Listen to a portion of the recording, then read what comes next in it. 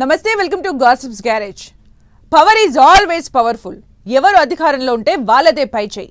ప్రతిపక్షంలో ఉన్న ఏ పార్టీ అయినా తాము బాధితుల్లాగా అణచివేతకు గురవుతున్నట్లుగా చెప్తుంటాయి. పైగా ఆపోజిషన్ లో ఉన్నప్పుడు క్యాడర్ కు ధైర్యం నూరిపేసేందుకు అధికార పక్షాన్ని టార్గెట్ చేయడం కూడా ఓ స్ట్రాటజీ అయిపోయింది.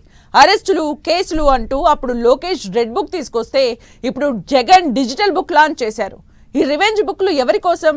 అప్పుడు లోకేష్ వార్ ఎవరి మీద? ఇప్పుడు జగన్ ఎవరిని టార్గెట్ చేస్తున్నట్టు? ప్రతిపక్షంలో ఉంటే బాధితులు, పవర్లో ఉంటే రివెంజ్ గేమ్ ఎందుకు?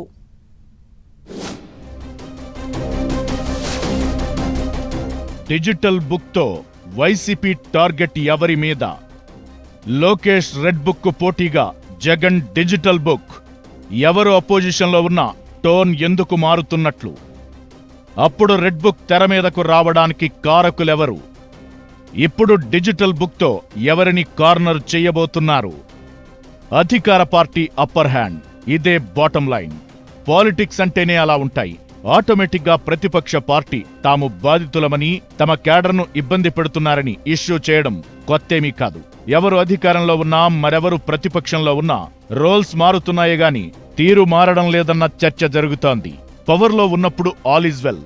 వన్స్ అపోజిషన్లోకి వచ్చేసరికి వై దిస్ అంటూ పార్టీలు టోన్ మార్చేయడం ట్రెండ్ అయిపోయింది.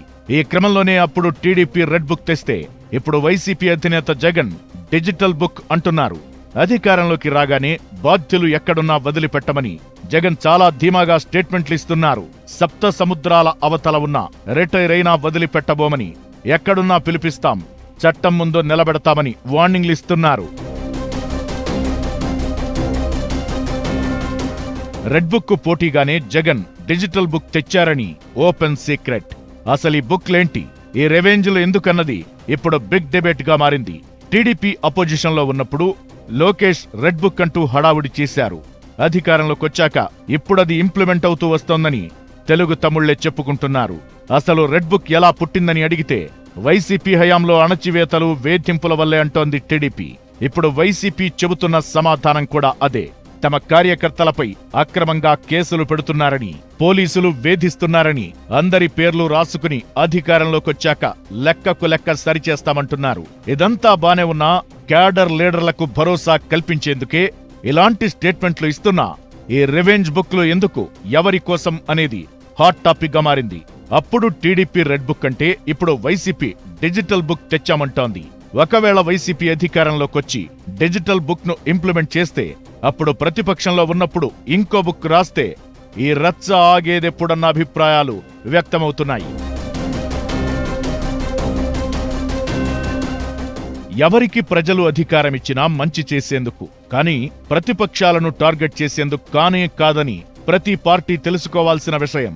అప్పుడు జగన్ అధికారంలో ఉన్నప్పుడు తమ లీడర్లను, క్యాడర్ను, లాస్టుకు చంద్రబాబును, ఆయన ఫ్యామిలీని కూడా రకరకాలుగా ఇబ్బంది పెట్టారని టీడీపీ నేతలు ఆగ్రహంతో రగిలిపోతున్నారు. ఇప్పుడు విపక్షంలో ఉండేసరికి జగన్ కు అరాచకం, అన్యాయం వంటి పదాల విలువ తెలిసి వచ్చిందా అని ప్రశ్నిస్తున్నారు. 5 ఏళ్లు పవర్లో ఉన్నప్పుడు అరాచకం చేసి అపోజిషన్లోకి వచ్చేసరికి నీతులు చెబుతున్నారని రివర్స్ అటాక్ చేస్తున్నారు. జగన్ డిజిటల్ బుక్ ప్రస్తావన, టీడీపీ విమర్శలు ఎలా ఉన్నా ఎవరు అధికారంలో ఉన్నప్పటికీ ఓ లిమిట్ లో ఉండటం చాలా ఇంపార్టెంట్. అయితే రెడ్ బుక్, డిజిటల్ బుక్ అసలు ఉద్దేశమేంటన్నది కూడా చర్చనీయాంశంగా మారుతోంది. పార్టీల పవర్ పాలిటిక్స్ లో అధికారులు బలవుతున్నారన్న చర్చ లేకపోలేదు. ఎవరు పవర్లో ఉంటే వాళ్ల డైరెక్షన్లో అధికార యంత్రాంగం పనిచేస్తుంటుంది. అలా అని ఎవరు అధికారంలోకి వస్తే వాళ్లు రివెంజ్ గేమ్ ఆడుకుంటూ పోతే పాలన సంగతేంటని ప్రశ్నిస్తున్నారు. అప్పుడు టీడీపీ లీడర్లను వైసీపీ టార్గెట్ చేస్తే, ఇప్పుడు వైసీపీ లీడర్లను కూటమి కార్నర్ చేస్తుందనుకున్నా ఎవరో ఒకరు ఈ రివెంజ్ పాలిటిక్స్ కు బ్రేకులు వేయాల్సిందేనన్న ఒపీనియన్స్ వ్యక్తమవుతున్నాయి. ఎవరు అధికారంలోకొస్తే వాళ్లు ప్రతిపక్షాలను ఇబ్బంది పెడితే ఇది ఎప్పుడు ఆగేదన్న టాక్ వినిపిస్తోంది. లీడర్లు కూడా పవర్లో ఉన్నప్పుడు ఒకలా, అధికారం కోల్పోయాక మరోలా బిహేవ్ చేయడం, మాట్లాడడం కూడా మానుకుంటే రివెంజ్ డ్రామా ఆగి డెవలప్మెంట్ మీద ఫోకస్ చేయొచ్చని అంటున్నారు పొలిటికల్ అనలిస్టులు.